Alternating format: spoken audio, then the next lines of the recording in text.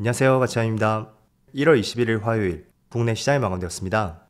자, 오늘 시장은 장 초반에는 흐름이 굉장히 좋았지만 결론적으로는 그렇게 좋지 못했습니다. 지금의 흐름을 보시는 것처럼 결코 좋았다고 할 수가 없고, 그렇지만 종가상으로 봤을 때는 코스피는 전날과 비슷하게 마무리되었습니다. 또 코스닥도 결코 흐름은 좋지 못했었고요. 그나마 다행인 것은 오후장에 조금은 회복을 했었다. 이 점은 그나마 다행이었던 것 같습니다. 그리고 코스피 상위 종목들을 보면 어제하고는 흐름이 완전히 바뀐 것 같아요.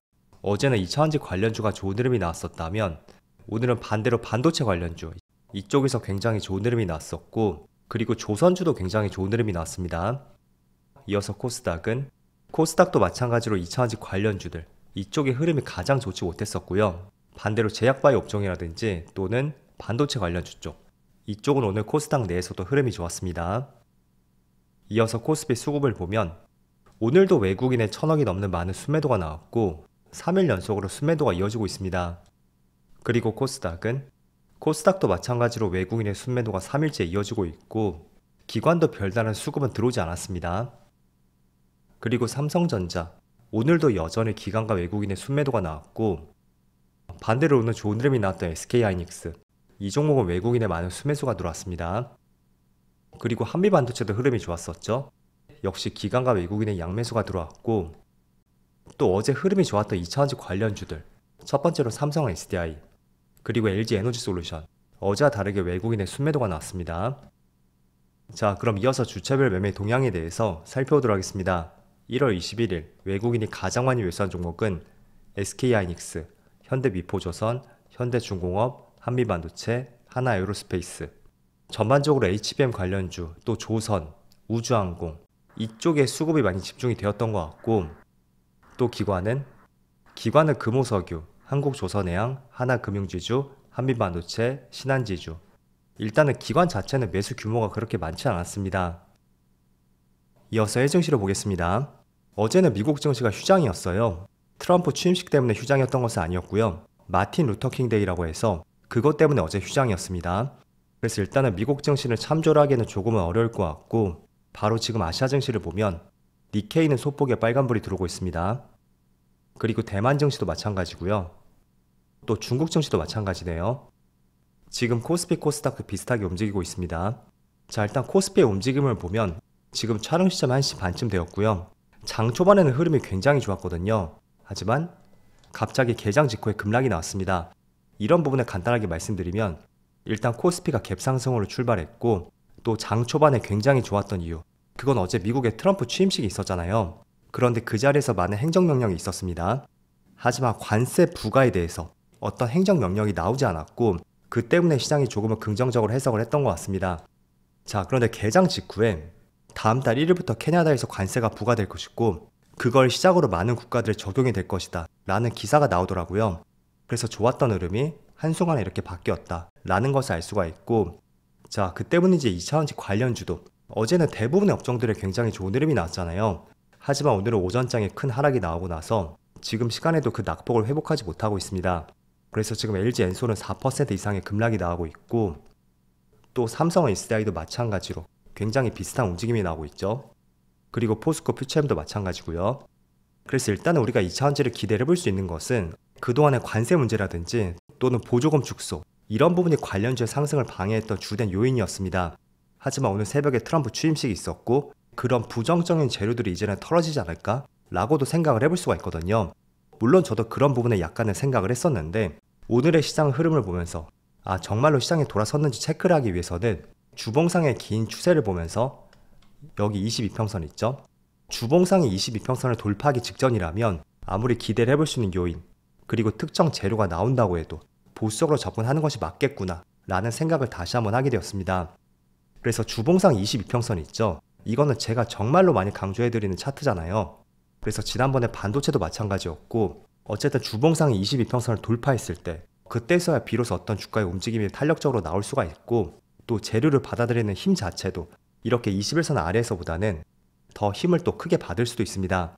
그래서 오늘은 2차전지에 많은 급락이 나왔었고, 여전히 주봉상 22평선을 돌파하지 못한 만큼 아직까지는 조금 더 시간이 필요할 것 같다 라는 말씀을 전해드리겠고, 그렇지만 큰 그림에서 본다면 전저점을 이탈하는지 그런 부분을 확인해 보면서 전저점을 이탈하지 않고 계속 기어가는 움직임이 나온다면 다시 한번 바닥권을 다지고 올라갈 수도 있는 그런 움직임이 나올 수도 있습니다. 그래서 2차전지는 여기까지 말씀을 드리겠고요. 자, 그리고 반대로 오늘은 반도체 관련주가 굉장히 좋은 흐름이 나오고 있습니다. 이번 주 목요일날 하이닉스의 실적 발표가 있고 역대급 영업이익을 기대하고 있습니다. 아마도 8조 원 정도 나올 것으로 예상이 되고요.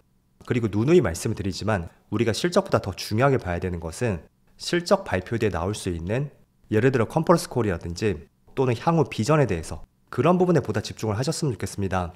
그래서 이번에도 실적 발표를 통해서 아마도 올해 시장에 대해서 어떤 비전을 이야기하는 시간이 있을 거예요. 때문에 그 내용을 통해서 반도체 시장, 특히 HBM 쪽, 이쪽은 올해 어떻게 쳐다봐야 되고 또 어떤 전략들을 취해볼 수 있는지 이런 부분도 다각도로 해석을 해보시면 좋을 것 같습니다. 자, 그리고 어제 말씀드린 업종 중에서 제가 온디바이스 AI 관련주를 한번 말씀드렸을 거예요. 그래서 대표적으로 고영하고 제주반도체 이렇게 말씀드렸었죠. 그런데 제가 조금 더 기사를 찾아보니까 온디바이스 AI 쪽보다는 개별적인 재료를 달고 있다고 생각이 되었습니다. 일단은 뇌수술력 로봇이 FDA 승인을 받았고 17조 원의 세계 시장을 공략할 것이라는 이런 기사가 조금 뒤늦게 나왔더라고요. 그래서 뇌수술력 로봇, 지금 로봇이 굉장히 핫하잖아요. 그 핫한 이슈에 FDA 승인까지 받았다. 이런 시너지가 있었기 때문에 어제 주가는 상한가를 갔었고 오늘도 굉장히 좋은 흐름이 나오고 있다. 저는 그렇게 생각이 됩니다. 그래서 어제 상한가를 갔고 오늘은 또 19% 급등이 나오고 있죠.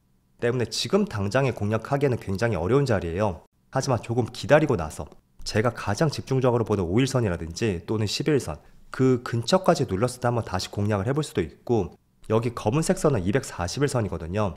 즉 1년 평균선입니다. 그래서 이틀 동안 많이 급등이 나왔지만 이제서야 1년 평균을 살짝 넘겼다. 이렇게 관점을 틀어서 본다면 또 이틀 동안의 상승이 그렇게 가파르다고는 볼 수도 없습니다.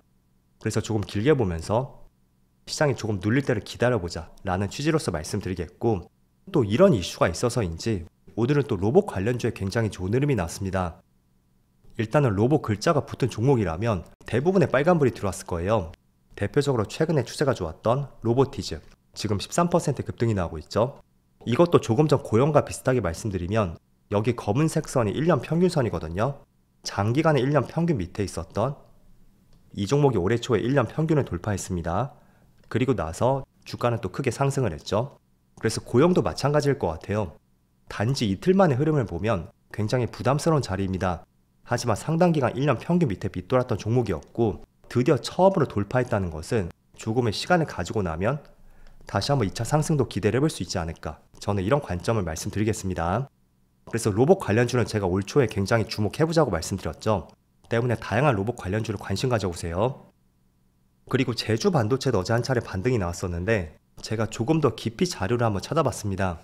이것도 사실 온디바이스 관련주이긴 하지만 그런 재료보다는 어제 중국 정부가 소비 진작을 위해서 스마트폰을 구매한다면 약 물건값의 15% 정도, 그 정도의 보조금을 지급하기로 결정을 했습니다. 그렇다 보니까 이 종목이 주력으로 하는 제품이 저용량, 저전력 메모리 반도체고 특히 중화권 기업의 모바일용 메모리에 많이 공급이 되고 있거든요. 그래서 관련주로 꼽힐 수가 있고 이런 재료가 있어서인지 어제 한 차례 급등이 나왔다고도 볼 수가 있습니다. 자, 뭐가 됐던 간에 결국은 로봇 관련주, 반도체 관련주, 이쪽은 제가 올 초에 계속 주목을 해보자고 말씀드렸던 업종이었고 그런 종목들이 조금씩 순환하면서 이따금씩 시세를 분출하는 것 같습니다. 그래서 여전히 반도체와 로봇, 이쪽은 계속 관심을 가져보시고요. 그리고 조금 전에 고영의 급등이 있었죠. 그리고 재료가 뇌수술용 로봇이 FDA 승인을 받았다는 기사가 있었습니다.